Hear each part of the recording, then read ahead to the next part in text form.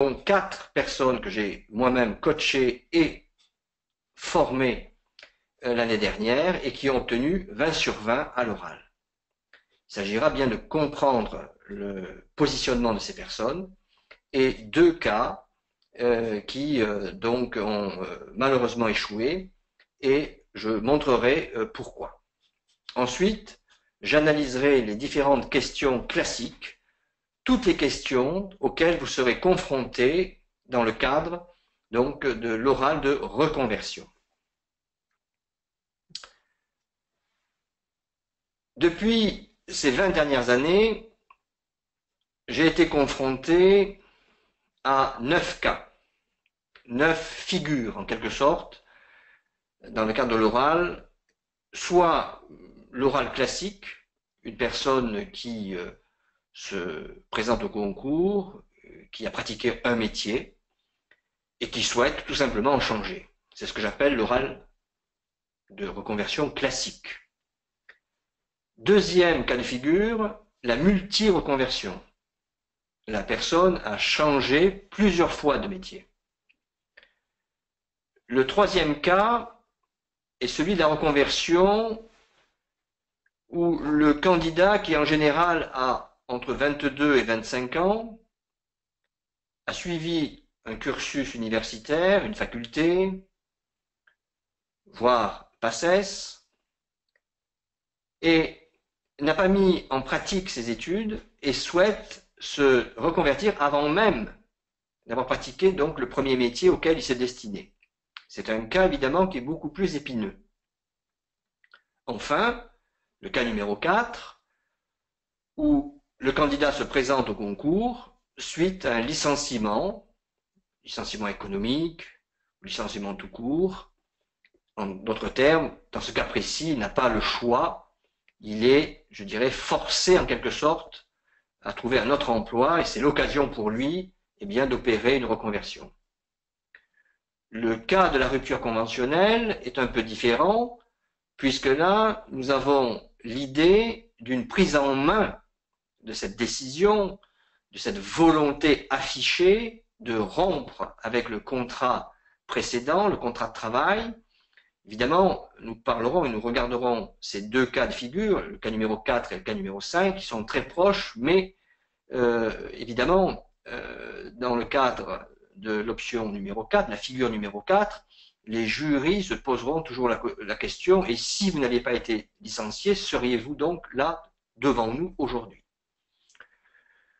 Le cas numéro 6 est celui de l'aide-soignante, et c'est la raison pour laquelle je parle dans ce cas précis d'évolution.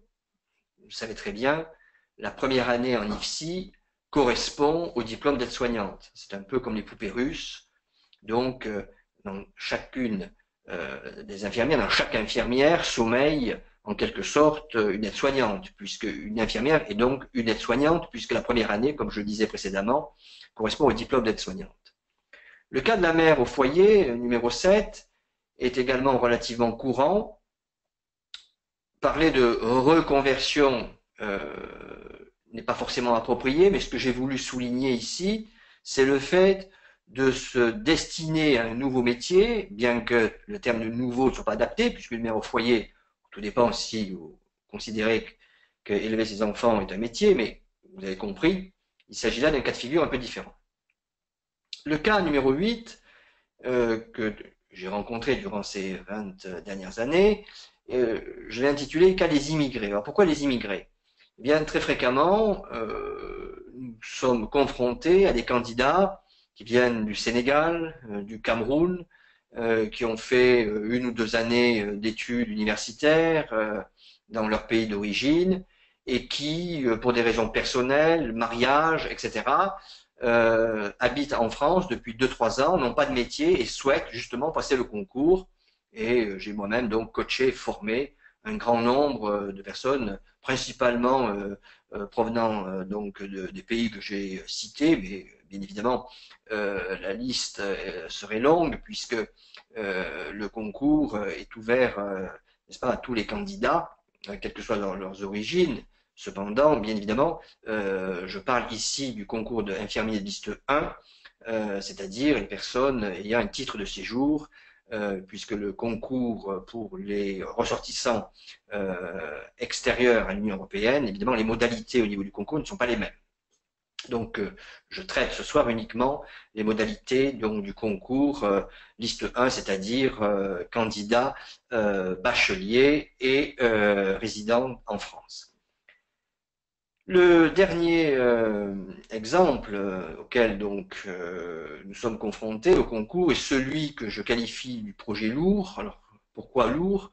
Eh bien c'est le cas de figure où la personne âgée de 30 ans, 35 ans, 40 ans, peu importe, décide de valider un DAU, c'est-à-dire l'équivalent d'un niveau 4 du baccalauréat, et donc dans la foulée passe le concours. La différence qu'il y a ici est significative, puisque ça signifie que la personne n'avait pas le bac et qu'elle a entrepris le bac donc tardivement afin, n'est-ce pas, de passer le concours d'infirmier. Il faut savoir que en moyenne, je dis bien l'âge moyen des personnes qui se présentent au concours infirmier dans le cadre d'une reconversion est 36 ans. Évidemment, je suis persuadé que de nombreuses personnes parmi vous se posent la question de l'âge limite. Soyons clairs, les études au sein de l'école infirmière durent 3 ans. Une personne ayant 50 ans, ça signifie qu'elle va intégrer la structure hospitalière à 53. Elle aura donc une dizaine d'années devant elle. Les statistiques montrent que la durée de vie d'une infirmière, la durée de vie professionnelle d'une infirmière dans un service hospitalier est entre 7 et 10 ans. Donc, on pourrait dire que finalement, 50 ans est l'âge limite. J'ai coaché et formé des personnes, j'ai rencontré en école, durant les concours, des candidates qui, évidemment, avaient 52, 53.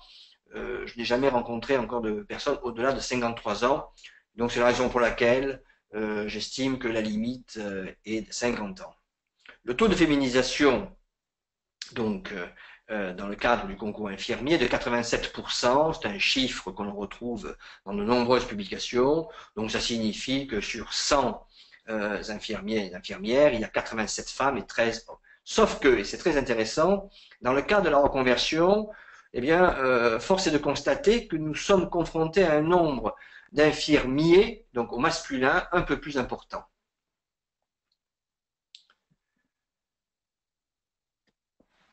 Concernant une des postures, un des terrains de prédilection sur lequel les jurys vont vous obliger donc, à vous situer, c'est bien évidemment le terrain économique. Décider d'une reconversion à l'âge adulte signifie forcément que l'on va donc s'interroger de manière très terre à terre, comment allez-vous faire pour vivre? Et bien évidemment, les questions du financement de l'IFSI est d'une importance capitale. Beaucoup de candidats décident de faire un FONGECIF, mais on va vous poser la question, quel est votre salaire actuel? Quel était votre dernier salaire? Certains candidats présentent le concours en faisant un prêt bancaire, ce qui est très honorable. Et là, j'attire votre attention dans la mesure où un concours à la PHP, à la Croix-Rouge, d'une structure à l'autre, le coût de formation peut varier. Donc, soyez très vigilants et ajustez correctement votre argumentation concernant votre capacité à pouvoir gérer, n'est-ce pas, cette dimension tout simplement économique. Un projet, et surtout et avant tout dans le cadre de la reconversion, c'est un projet qui doit résonner dans les oreilles des jurys comme étant un projet construit, anticipé, ficelé.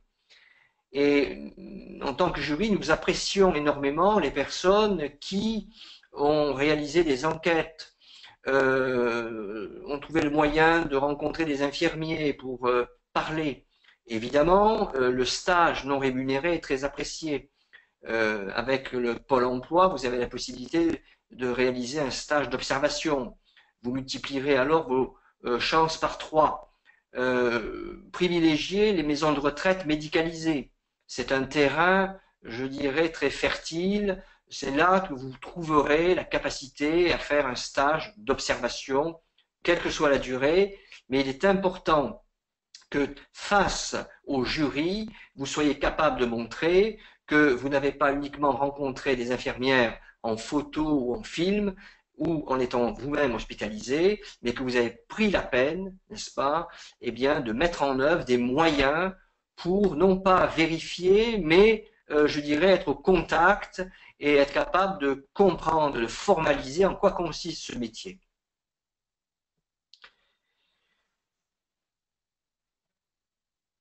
D'une manière générale, les personnes qui, dans le passé et à l'intérieur donc des emplois qui ont été les vôtres, ou le vôtre, tout dépend si vous avez eu plusieurs employeurs, le fait de vous mettre en avant, le fait de montrer que vous avez eu des responsabilités, nous verrons par la suite avec les cas de figure que je souhaite analyser, que j'ai donc formé et coaché des personnes titulaires de master, voire, et nous verrons le cas donc de cet individu, de cette personne qui est donc, enfin qui était, puisqu'il a réussi son concours, il a eu 20 sur 20 à l'oral, directeur d'une agence bancaire, et donc avec des responsabilités, 3-4 salariés sous ses ordres, évidemment titulaire d'un bac plus 4 ou bac plus 5, etc.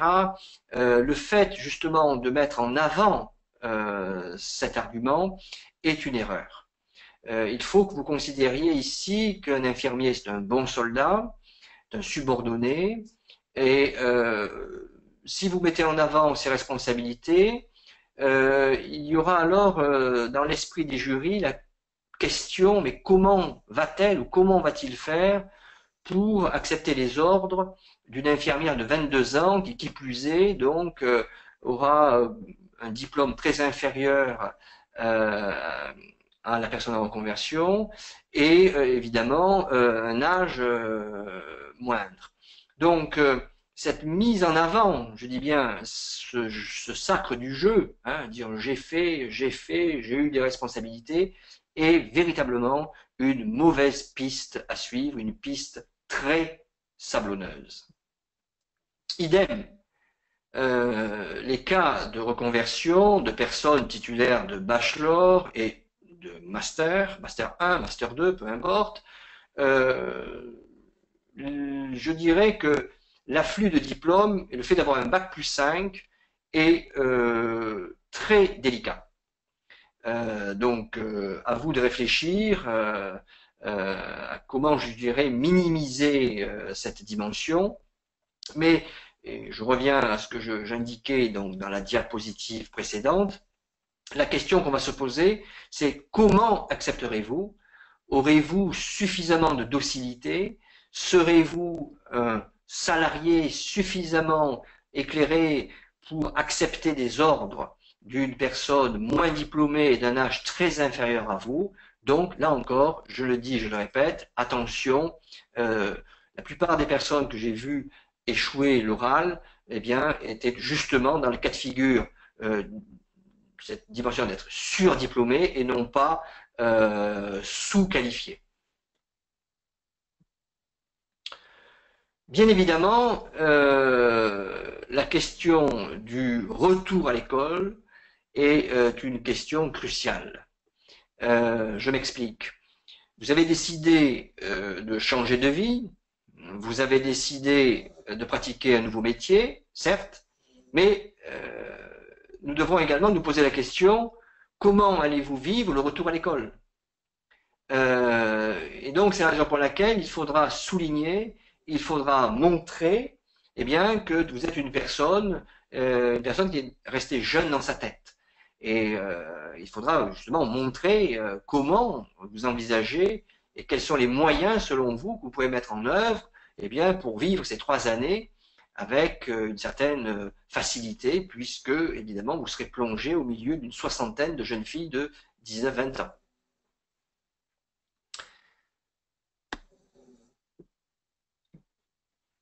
Et idem avec l'idée du sport.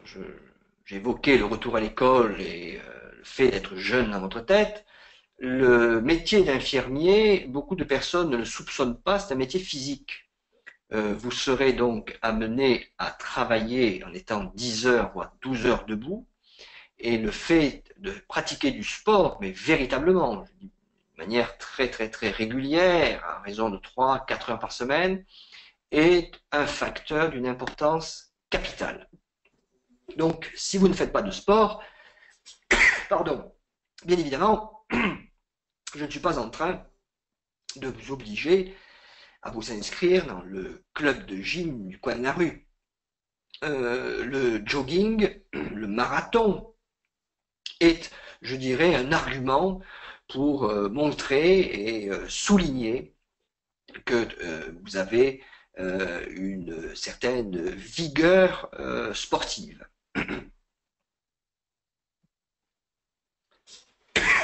C'est plus facile à deux. Alors pourquoi c'est plus facile à deux? Eh bien tout simplement, ça, je dirais, ça reprend plus ou moins ce que j'évoquais précédemment, le problème économique. Les questions auxquelles vous serez confrontés, et par la suite nous allons les voir une par une, concernent la relation que vous avez avec le salaire précédent, le salaire de votre conjoint. En d'autres termes, comment vous allez gérer ces 3 années. Si votre mari ou votre épouse a un CDD, un CDI, un emploi stable, un salaire conséquent, si en plus votre conjoint vous encourage, voilà des facteurs et des points très significatifs permettant de rassurer les jurys. Pardon. Nous allons étudier donc 4 cas réels de personnes qui ont passé le concours et dont j'ai eu le plaisir évidemment de m'occuper en les coachant et en les formant. Pourquoi prendre ces exemples? Mais tout simplement parce que les 4 personnes, en l'occurrence, ont eu 20 sur 20 à l'oral. Évidemment, pour des raisons que vous imaginez, j'ai, je dirais, interverti les prénoms, j'ai donc rendu anonyme les cas, mais pardon, je reprends textuellement, n'est-ce pas, les cas de figure que j'ai en tête, puisque je me suis occupé de leur coaching, de leur formation, donc sur des personnes que je connais. Je vais prendre le cas numéro 1. Donc, j'étais confronté, il y a quelques mois, à une personne de 40 et quelques années, 43 ans, qui a passé le baccalauréat par VAE, n'est-ce pas, donc tardivement, en ayant suivi plusieurs emplois, en étant informaticien dans la fonction publique, mais en CDD, donc en vacataire, s'occupant donc de dossiers informatiques à l'intérieur, donc de structures éducation nationale, etc. Bien. Et en ayant auparavant travaillé dans la fonction publique. Ici, si nous avons gagné, nous avons dans la présentation, nous n'avons pas parlé de l'emploi dans les travaux publics. Il est important, lorsque vous présentez, lorsque le jury va vous dire présentez-vous, et donc vous allez annoncer que vous êtes en reconversion, il est important que vous pointiez un seul métier. C'est-à-dire ce que je vous conseille de faire, c'est vous identifier avec un et un seul métier et ne surtout pas, je dis bien surtout pas, dérouler tous les emplois si vous avez eu plusieurs emplois. Premièrement. Ensuite, je dirais que un des facteurs ici de cette réussite, c'est le fait que le candidat m'indique que depuis plusieurs années, il est membre d'une association loi 1901 qui s'occupe du maintien et du soutien donc des personnes séropositives hospitalisées et donc qui ont le sida. Mais là, attention, ce n'est pas simplement quelques visites, non, chez lui, c'est véritablement ancré, c'est quelque chose qu'il pratique, il fait, il se déplace, il donne de son temps. L'idée, ça a été justement dans l'introduction, dans la présentation, de commencer par ça. C'est-à-dire que on ne s'est pas identifié en tant qu'informaticien, on a immédiatement mis en avant, n'est-ce pas, cette activité bénévole. 20 sur 20 à l'oral, évidemment, ça suffit pour lui d'intégrer la liste principale. Le deuxième cas que j'évoquerai ici est celui donc d'une personne qui est juriste, master, conseiller, et du jour au lendemain, il décide de tout quitter et de partir habiter au Népal, donc au fin fond de l'Himalaya, pour ouvrir un gîte et évidemment gérer du personnel. Vous le savez très bien, il y a eu un tremblement de terre au Népal il y a quelques mois. La personne est rentrée avec 2 valises, certes vivant, puisque par chance, donc il n'a pas perdu la vie, mais il a perdu sa structure donc hôtelière.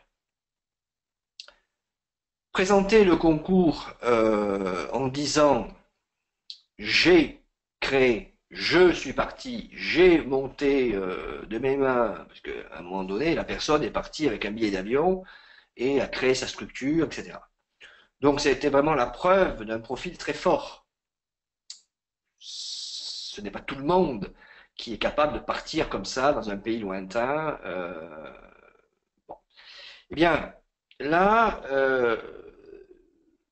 je lui ai indiqué cette nécessité que de dire en France, vous étiez salarié dans telle structure et muté. C'est-à-dire que je me refusais à montrer ce côté Superman, ce côté self-made man, le côté aventurier. Il fallait vraiment, dans la présentation, amoindrir cet aspect. Cela rejoint ce que j'indiquais précédemment concernant le fait d'être surdiplômé. Et durant donc son séjour, celui-ci avait une activité parallèle pour aider les personnes. Donc, il a vraiment fallu mettre en avant plutôt cet engagement humaniste sur place, puisqu'évidemment, le Népal n'est pas un pays développé, donc il y a évidemment des personnes démunies. Et donc, ce retour forcé, bon, évidemment, était relativement compréhensible, mais il était important donc de montrer que il y avait une mutation et non pas ce côté aventurier partant comme ça au hasard seul. La personne a eu 20 sur 20 et aujourd'hui donc a intégré un IFSI à Paris. Le troisième exemple donc de personne que j'ai coaché qui a obtenu 20, donc c'est un gardien de prison et là encore le facteur sport a été déterminant. Pourquoi? Parce que le candidat, en l'occurrence, pratiquait le marathon, mais alors attention, je ne parle pas du marathon, du jogging de temps en temps, non. Entraînement tous les jours, marathon de Paris, etc. Donc là, une discipline de fer, quelqu'un qui parcourir dans la montagne le matin à 4 heures du matin, à 5 heures du matin avant de prendre son service donc en tant que gardien de prison, donc une volonté de faire, quelqu'un très fort avec un mental. Donc voilà, ça a été, je dirais, une des raisons de cette victoire avec évidemment cette consécration du 20 sur 20. Enfin, je l'évoquais précédemment, ce directeur de banque, donc du côté du Gard, et qui évidemment se présente à l'oral, est difficile de dire voilà, je suis responsable de banque, directeur de banque, j'ai 5 ou 6 salariés sous ma responsabilité, mais aujourd'hui je souhaite tout quitter, devenir infirmier. Bon, ce n'était pas possible. Donc j'ai invité la personne à non pas se présenter en tant que directeur d'agence, mais conseiller clientèle.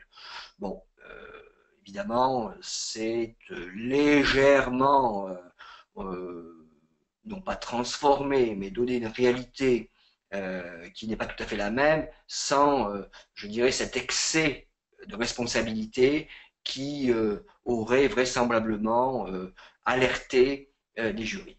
Il a eu 20 sur 20 et aujourd'hui, donc, il est en IFSI. Voilà quelques exemples de candidats. J'aurais pu en prendre d'autres, puisque cette année, j'ai obtenu, grosso modo, quand je dis j'ai, ce n'est pas moi qui passe le concours, évidemment, mais un peu plus d'une vingtaine de personnes avec 19 ou 20 sur 20, et force est de constater que parmi toutes ces personnes qui ont entre 18 et 20 sur 20, eh bien, quasiment la totalité sont des reconversions. Et donc, c'est la raison pour laquelle j'ai souhaité faire un focus sur la reconversion, puisque il s'avère que j'ai beaucoup plus de facilité, peut-être aussi une spécialité du fait, je dirais, de cette récurrence, avoir une pratique au niveau de l'argumentation, de la gestion de l'oral multipliée donc du fait donc de l'expérience avec des personnes d'une trentaine d'années favorise peut-être, je dirais, cette maîtrise et le fait de former, mais je pense que en fait, au-delà de ce constat, si la quasi-totalité des 20 sur 20 sont des reconversions, c'est parce qu'en fait, inconsciemment, la personne en reconversion eh bien, nécessite un traitement qui n'est pas le même. Les jurys sont beaucoup plus attentifs parce que les enjeux ne sont pas les mêmes. Donc, je dirais que l'oral, dans le cas de la reconversion, bien évidemment, c'est un atout, mais qui est inversement proportionnel. Je veux dire par là que les embûches, les difficultés ne sont pas tout à fait les mêmes, et c'est ce que nous allons voir maintenant à partir de différentes postures. Et bien évidemment, je ne fais pas mouche dans tous les cas, c'est-à-dire que toutes les personnes que je coach et que je forme individuellement sur Skype n'obtiennent pas 20 sur 20, et je voudrais ici citer deux cas de personnes qui ont échoué. Une personne donc du côté du Pas-de-Calais qui elle aussi a validé un DAU tardivement. Ce qui posait problème dans le cas présent, l'IFSI était à 70 km. 70 km le matin, 70 km le soir, on vous posera la question du pourquoi vous avez choisi cet IFSI. Divorcé, mais vivant seul. Et vivant seul avec 3 enfants de moins de 10 ans. Ce n'était pas possible. Comment organiser, et en plus, j'ai oublié de le mentionner, mais je l'indique oralement, sans emploi et vivant seul. Donc, seul, 3 enfants en bas âge, 70 km le matin, au niveau faisabilité, on réfléchit à votre place et on se dit que vous ne tiendrez pas les 3 années. Enfin, Madeleine, du côté des Gap, Madeleine gérait un magasin de prêt-à-porter, donc un petit magasin avec 2 salariés. Et j'avais là vraiment, je dirais, l'archétype, le type même de la responsable de magasin. Je fais une caricature, mais femme forte, toujours bien habillée, bien de sa personne, caractère trempé en acier, avec le côté, si vous voulez, un peu superwoman, vous voyez, très bon chic, bon genre, qui a tout vu, qui a tout fait, caractère beaucoup trop fort. Et quand je dis beaucoup trop fort, ça signifie avec une aisance dans la parole, ce côté un peu chic, vous voyez, pour ne pas dire bling bling. Donc évidemment, l'habit ne fait pas le moine, hein, ne me faites pas dire ce que j'ai pas dit, mais j'ai essayé de lui faire comprendre qu'il fallait mettre un peu d'eau dans son vin, j'ai essayé de lui montrer que c'est un métier qui demande de l'humilité, de la modestie, et bien évidemment, cela a capoté, et malheureusement, elle a échoué, et cette année, elle va le représenter. L'oral, dans le cadre de la reconversion, est évidemment une épreuve délicate. comme je l'ai indiqué précédemment. Ceci dit, et cela devrait vous encourager, la quasi-totalité des notes, autour des 19-20 sur 20, au sein de mes effectifs, correspondent aux reconversions. À vous de déduire et de tirer donc les conclusions. Je voudrais désormais donc aborder la deuxième partie. Je vous rappelle que si vous voulez suivre cette conférence, mais non pas en vidéo, mais en direct, vous avez la possibilité donc de vous inscrire en webinaire et de me poser des questions, puisque je vais présenter ce PowerPoint plusieurs fois dans l'année. Donc la prochaine fois, c'est donc le 21 décembre 2016 à 18h30. Donc si vous écoutez ce PowerPoint avant le 21 décembre, vous pouvez vous inscrire. Et ensuite, en janvier 2017, de janvier 2017 jusqu'à juin 2017, et donc ensuite, mais parlons évidemment du concours 2017, vous pourrez sur le site qui vous était indiqué au départ, sur www.prépa-concourinfirmier-gratuit.fr, vous inscrire et suivre le webinaire en direct et me poser toutes les questions si vous le souhaitez. Je vais donc aborder désormais les 12 questions, puisque j'ai repéré et identifié vraiment 12 questions classiques, celles auxquelles vous serez confrontés donc dans quelques mois ou quelques semaines. En préambule, je dirais que lorsque vous vous présenterez, il faut véritablement pointer un seul métier et ne pas défiler, dérouler tout ce que vous avez fait. Moins vous parlerez du passé, mieux vous vous porterez. Parler du passé, c'est s'enliser. Il est préférable de vous projeter et surtout pas de mettre en valeur. Certes, je pourrais vous demander qu'est-ce que les différents emplois que vous avez connus vous ont apporté, mais je vous conseille de ne pas mettre en avant le passé, montrer que le passé est bien passé, mais surtout intéressez-vous au futur. Évidemment, en tant que jury, je vais me poser la question de la différence entre le salaire d'avant et le salaire d'infirmier. Une infirmière en début de carrière, grosso modo, gagne 1750 euros bruts. Si votre salaire avant de passer le concours est très supérieur, je vous conseille de pas forcément prendre un malin plaisir à le crier haut et fort, puisque je vais donc me poser la question comment vous allez vous adapter et changer de mode de vie. Voilà. Donc à vous de tirer les bonnes conclusions. La déontologie m'interdit d'aller plus loin. Une question qui me semble la question finalement, enfin une des questions les plus intéressantes. Pourquoi pas hier? Alors qu'est-ce que ça signifie, pourquoi pas hier? Eh bien, je suis jury, j'ai en face de moi une personne de 44 ans qui me dit « Aujourd'hui, j'ai décidé de devenir infirmière. » Soit, je l'entends, et immédiatement, je vais lui poser la question « Pourquoi vous ne l'avez pas passé l'année dernière? Qu'est-ce qui fait que vous le passez aujourd'hui et pas hier ?» Alors, dans certains cas, on répond « J'étais pas prête ». C'est vraiment une réponse à éviter. Ensuite, il peut y avoir des facteurs extérieurs, certes, mais il va falloir m'expliquer pourquoi et surtout ne pas trouver des prétextes et des alibis. C'est la faute à. Cette question, bien évidemment, est une des questions les plus embarrassantes. Le cas du licenciement est également très intéressant. Si vous avez perdu votre emploi, malheureusement, si vous vous retrouvez, donc, excusez-moi l'expression, le bec dans l'eau, si par nécessité, vous devez, pour faire bouillir la marmite, trouver un autre emploi,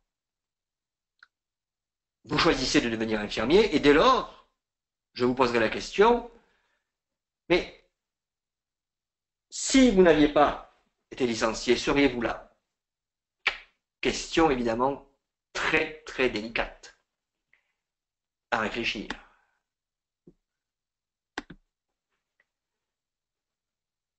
J'ai évoqué précédemment les personnes surdiplômées et évidemment, on se posera forcément la question ici de comment envisagez-vous le fait dans 3 ans d'être commandé par une infirmière ou un infirmier de 20 ans de moins. Donc le décalage au niveau de l'âge est évidemment un questionnement facile et très aisé de contourner cela, et c'est la raison pour laquelle j'insiste sur votre vie intellectuelle, montrer que vous avez une vie engagée, des relations, que vous faites du sport. Il faudra montrer, je dirais, eh bien que au-delà de l'âge des artères, évidemment, puisque je montrais que l'âge moyen au niveau de la reconversion est 36 ans, 36 ans, vous connaissez l'adage, si vieillesse pouvait et si jeunesse savait, hein, vous connaissez ce proverbe, si vieillesse pouvait et si jeunesse savait, eh bien je dirais qu'à 36 ans, c'est le juste équilibre, puisque à 36 ans, on est vraiment au milieu hein, de l'existence, grosso modo. Eh bien à 36 ans, on peut et on sait. Donc je dirais que c'est le bon âge pour se reconvertir.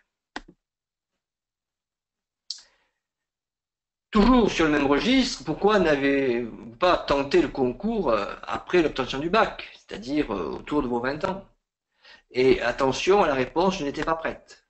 Cela ne veut rien dire et si vous répondez de la sorte, je dirais que cela va me questionner parce que je vais plus ou moins supposer que c'est une réponse qui est fausse. À 20 ans, on ne se dit pas, tiens, est-ce que je vais faire infirmière? Infirmière, ah ben non, non, non, je suis pas prête, je vais attendre. Et bien que cette réponse est, dans une certaine mesure, ridicule.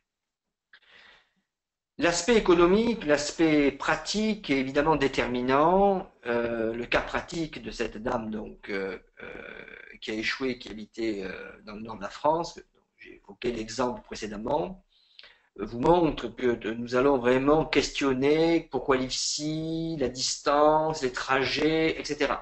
Donc cet aspect pratique est déterminant et véritablement récurrent à l'intérieur de l'oral infirmier.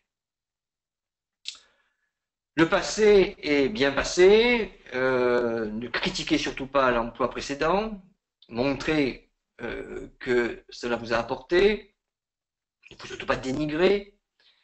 Cependant, si c'est un travail 100% administratif ou un travail 100% commercial, il va falloir ajuster votre argumentation.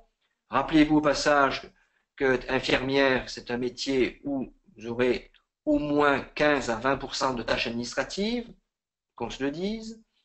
Donc, gardez cette posture selon laquelle vous ne regrettez rien, mais bien évidemment, insister sur le pourquoi. Pourquoi infirmier? Pourquoi infirmière? On se rend compte que au niveau des profils que l'on rencontre donc au concours, il y en a véritablement 3. Il y a le profil de l'humaniste, le profil de la technicienne et le profil de l'urgentiste. Je vous invite ardemment à voir sur YouTube Dans les yeux d'Olivier. C'est une émission qui est passée donc à la télévision.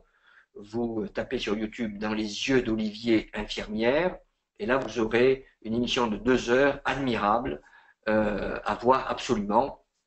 Et dans le même genre, vous tapez également Clémentine Fensch, Clémentine comme le fruit, Fensch, F-E-N-S-H, A-P-H-P.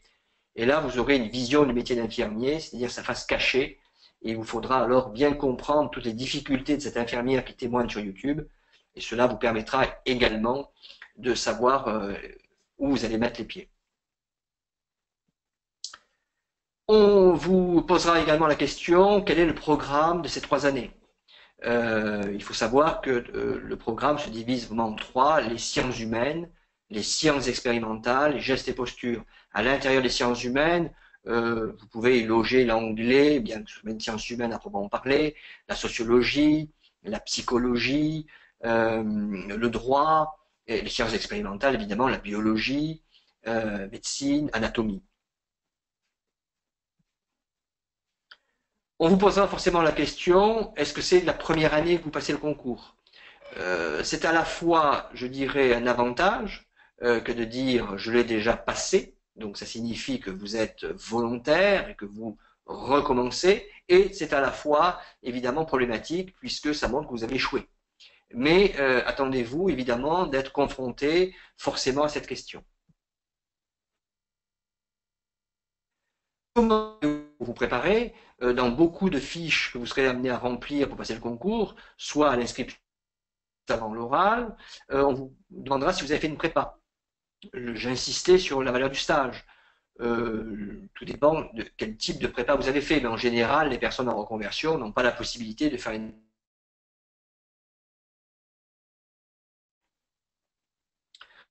Beaucoup de candidats pensent que pour convaincre un jury dans le cadre du concours infirmier, il faut montrer un engagement humanitaire au restaurant du cœur, etc.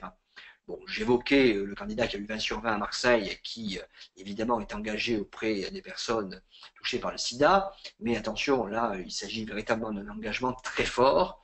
Donc, l'idée de montrer à tout prix un engagement dans le cadre du bénévolat n'est pas obligatoire et il ne faut pas confondre un métier, c'est-à-dire être un agent du service public, adhérer au service public et des activités donc caritatives. Vous verrez par la suite que ces deux choses sont très distinctes. Qu'avez-vous de plus par rapport à un jeune de 20 ans? La déclinaison dans les TPE que l'on emploie, c'est-à-dire dans le cadre de recrutement, c'est pourquoi vous plutôt qu'un autre. Bon, le pourquoi vous plutôt qu'un autre, bien évidemment, il faut dire avec un certain aplomb, écoutez, permettez-moi, monsieur, de ne pas pouvoir répondre, puisque je ne sais pas qui sont les autres, et ce serait un peu prétentieux de dire que j'ai quelque chose de plus.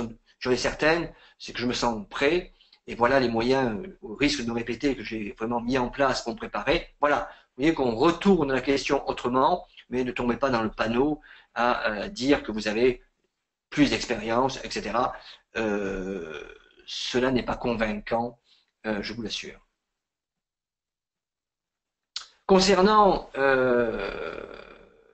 la tenue vestimentaire, beaucoup de personnes me posent des questions, mais qu'est-ce que vous conseillez? Eh bien, je dirais que on ne doit pas vous remarquer. Vous devez être invisible. C'est-à-dire qu'il ne doit pas y avoir de signes extérieurs qui seraient susceptibles d'arrêter mon attention. Donc, distinguez-vous de l'intérieur, ne vous distinguez pas de l'extérieur. J'ai une anecdote à vous communiquer. Il y a 2 ans, donc une jeune dame, une trentaine d'années, fait appel à mes services pour la coacher et la former. Et elle me dit, écoutez, vraiment, c'est la dernière fois que je passe le concours. Je l'ai échoué 3 fois. Systématiquement, je réussis bien l'écrit. Et je sens qu'à l'oral, je leur plais pas. Je les trouve agressifs. Je sais pas ce que je dis. Je comprends pas. Bon. Donc, je pose mes questions d'usage, puisqu'avant de coacher, de former une personne, je fais une sorte d'audit pour savoir pourquoi elle échoue. Et je me rends compte qu'au fil de ses remarques, elle me dit, eh bien, écoutez, moi quand je passe l'oral, je prends mon tailleur Chanel, j'ai mes boucles d'oreilles, je mets mon chignon. Et c'est là que je comprends qu'elle confond un entretien de recrutement donc à la Barclays Bank ou un concours pour devenir hôtesse de l'air. Non, il ne faut surtout pas être dans le très chic, dans le Chanel. Il est 17 heures. Évidemment, je le sais, l'habit fait pas le moine. Mais ce que je veux dire par là, c'est que l'infirmière est dans l'être. Elle est une personne authentique. Ce n'est pas, je dirais, une question d'apparence, bien évidemment, mais je suppose, je dis bien je suppose, que dans sa manière de se présenter face au jury, elle était beaucoup trop dans l'apparence, beaucoup trop dans le bling-bling. Et si j'ai un conseil à vous donner, allez donc et rendez-vous à l'oral d'une manière très simple. Alors, non pas comme si vous alliez déménager votre frère ou votre sœur, c'est-à-dire en tenue de jogging, évidemment, mais une tenue de ville, mais sans excès. Voilà. Alors, les petites boucles d'oreilles, les petites perles, l'alliance en diamant, le chignon avec le petit fouloir Hermès, non. C'est très bien, j'ai rien contre, mais c'est pas du tout adapté au concours infirmier. Alors en conclusion, je dirais qu'il faut trouver le juste équilibre entre donner un nouveau sens à sa vie, à notre vie professionnelle, et comprendre, je dirais, les véritables contraintes de ce métier. Comme vous l'avez peut-être remarqué et constaté, au fond, l'oral se décompose en 3 étapes. Dans un premier temps, on s'interroge sur le pourquoi, les raisons de ce choix et les conditions, hein, c'est-à-dire le contexte de votre existence, de votre passé, de votre histoire. Ensuite, on s'interroge sur serez-vous capable d'assumer, mais attention, capable d'assumer la formation et capable d'assumer le métier par la suite. Et bien évidemment, on s'interroge sur votre personnalité, votre implication, votre réactivité, votre vie sportive, vie familiale, intellectuelle. Tout cela, évidemment, avec cette dimension économique, pratique. Voilà comment se déroule donc l'oral. Il faut bien comprendre que l'oral, au niveau de la reconversion, mais également l'oral classique, ce que nous recherchons en tant que jury, ce sont des candidats qui n'idéalisent pas le métier. Voilà. Ça, c'est une crainte, je dirais, première, puisque à trop idéaliser le métier, ça signifie que la réalité va vous foudroyer, il va y avoir une déception. Donc attention à ceux qui ont une quête, je dirais, humaniste, trop teintée de psychologie, d'attente, d'écoute. C'est évidemment un métier qui demande un engagement, une présence, mais le risque qui consiste à trop idéaliser, évidemment, peut vous entraîner l'échec. Attention également à cette dimension du choix par nécessité. J'évoquais le licenciement, donc le choix par nécessité, il faut savoir bien le gérer, bien le présenter.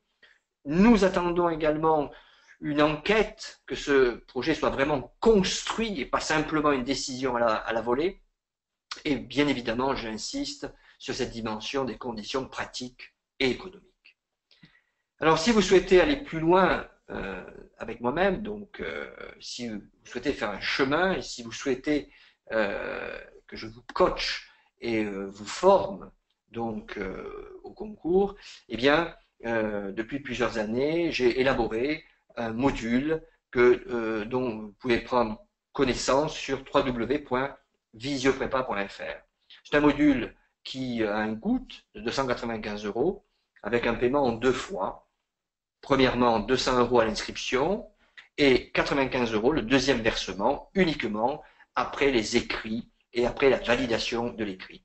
Ce module est parfaitement adapté aux personnes en reconversion, c'est-à-dire que je m'adapte à vos horaires, je travaille sur la tranche des 18h, 20h, également avec les candidats, donc on a les dom-tom, il s'agit de Tahiti, Martinique ou Guyane.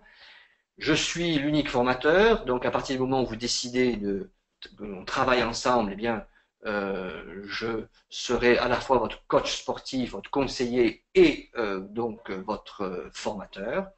Vous pouvez donc me retrouver et retrouver le programme de formation avec un peu plus de 120 heures de vidéos, donc tout le programme identique à celui-ci, donc de formation. Donc là, ce soir, enfin, aujourd'hui, il s'agissait de l'oral, mais j'ai publié également en vidéo tous les cours concernant donc la culture générale. J'ai contacté un professeur de mathématiques du collège de plus de 33 ans d'expérience, qui a également enregistré tous les chapitres. Donc, ce pack général, vous le retrouvez sur www.visioprepa.fr. Alors, il faut savoir que notre plateforme eh bien, fait partie de la première prépa en MOOC de France. Nous sommes véritablement la première également à être référencée sur l'annuaire universitaire des courses Advisor, où vous retrouvez toutes les universités de France qui organisent leurs cours en MOOC. Donc c'est évidemment quelque chose dont nous sommes très fiers, que de figurer à côté des universités et d'être le premier centre de formation et de préparation à distance en MOOC, donc en visioconférence. Les témoignages que j'ai évoqués ce soir, les personnes que j'ai citées, eh bien évidemment, leurs coordonnées avec leur accord sont à votre disposition. Et pour l'anecdote, cette année, sur les concours de septembre, tous les candidats que nous avons formés, que j'ai formés à l'oral, ont obtenu la liste principale au premier tour. Sur 2016, ça représente une vingtaine de candidats ayant obtenu entre 19 et 20 sur 20 à l'oral. Donc voilà ce que je vous propose. Je ne me suis pas présenté, je le fais. Je suis Alain Guibaldi, fondateur du site www.visioprepa.fr. Je suis à l'origine professeur de philosophie avec une double casquette, diplômé également en psychologie. J'ai enseigné la culture générale. J'ai publié un ouvrage, les 100 questions à l'oral, et je fais passer le concours depuis 1994, donc depuis un peu plus de 20 ans. Et j'ai été également formateur de jury, c'est-à-dire dans le cadre de la formation continue, donc j'ai formé des jurys au niveau des techniques du recrutement. Donc si vous souhaitez me retrouver, eh bien vous avez la possibilité de composer le 04 88 09 28 10. Vous pouvez me poser une question ou m'envoyer donc un mail à visioprepa@gmail.com. Pour suivre cette conférence donc en direct, puisque la prochaine conférence, je dis bien en direct, c'est le 21 décembre, et vous retrouvez également toutes les dates sur www.prepaconcourinfirmier-gratuit.fr. Donc vous pourrez suivre cette conférence, c'est la même, me poser les questions en direct si vous le souhaitez, ou me rejoindre sur le deuxième site, c'est-à-dire visioprepa.fr, où là vous pourrez vous inscrire avec les modalités que j'ai indiquées, à savoir le coût d'un module de 295 € avec le premier paiement et le deuxième en cas d'échec à l'écrit. Voilà, je vous remercie de votre attention et je vous donne rendez-vous sur www.visioprepa.fr. À bientôt.